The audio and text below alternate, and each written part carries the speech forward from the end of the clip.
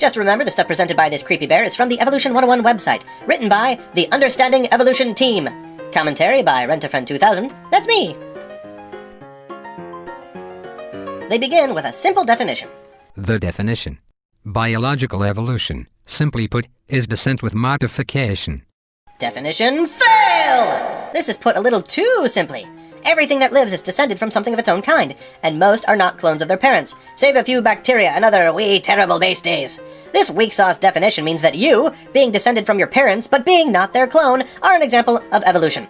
This definition could be restated: biological evolution is any living thing giving rise to another living thing which is not its identical clone. Kind of narrows the possibilities a smidge too much, if you ask me. Also, I refuse to say I evolved from my mother. That sounds weird. Furthermore, they don't say what kind of modification.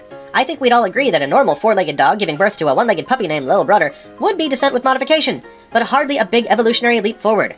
Keep in mind that we need to define the process so that bacteria can change over time into wolves and cabbages and everything in between. Little Brother just ain't getting the job done. This definition encompasses small-scale evolution, changes in gene frequency in a population from one generation to the next, and large-scale evolution, the descent of different species from a common ancestor over many generations. Evolution helps us to understand the history of life. Once again, since they don't define change, how's that for a popular bait-and-switch, America? Then it can mean any change at all. Let's see. Encompasses changes in a population, or changes between kinds, so evolution is anything that ever happens to living things. Yeah, this puts the term on par with other excellent pieces of scientific terminology, such as stuff, junk, things, and sorta. Good job, team. Let's stick those words in the glossary in the back of the book, and then we'll all break for a biscotti.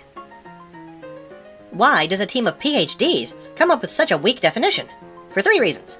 1, because when you define evolution too clearly, you start to see a whole whack of examples of things not evolving, like living fossils, or doing the opposite of what evolution needs to do, such as genetic entropy, extinctions, vestigial organs, etc., etc., etc.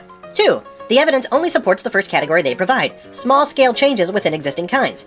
If the definition was clear enough to differentiate between what they call microevolution and macroevolution, you would quickly see there's no evidence for macro, which is the place where creationism and evolution actually differ. We don't balk at natural selection or Mendelian genetics. We invented those. We just refuse to call them evolution when they fit so well into the biblical creation account. Because with this definition, when creationists say they don't believe in evolution, you can mock them for believing that living things never change when it's obvious they do. Haha, evil win!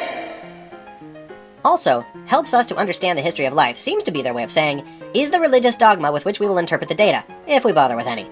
You'll know that the way they wrote it, evolution is not built on their understanding of the history of life, but rather is the lenses through which they will look at the past. Do you see the difference? It's not a conclusion. It's a dogma. So, once again, their definition above just isn't cutting it. It's like I need a Darwin English dictionary up in here.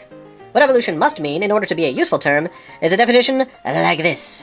An unguided natural process by which genetic information increases, resulting in additions and beneficial modifications to phenotype and/or behavior that helps the individual to survive, reproduce, and pass on that genetic information.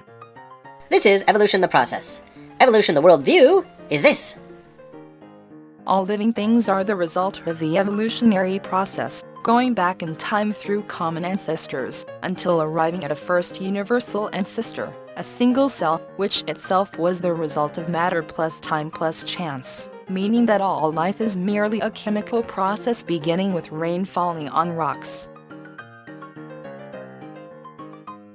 Look at this. We're in the first section and I'm already doing these people's job for them. I hope they remember this when picking Employee of the Month. They already forgot to give me my Darwin Day bonus.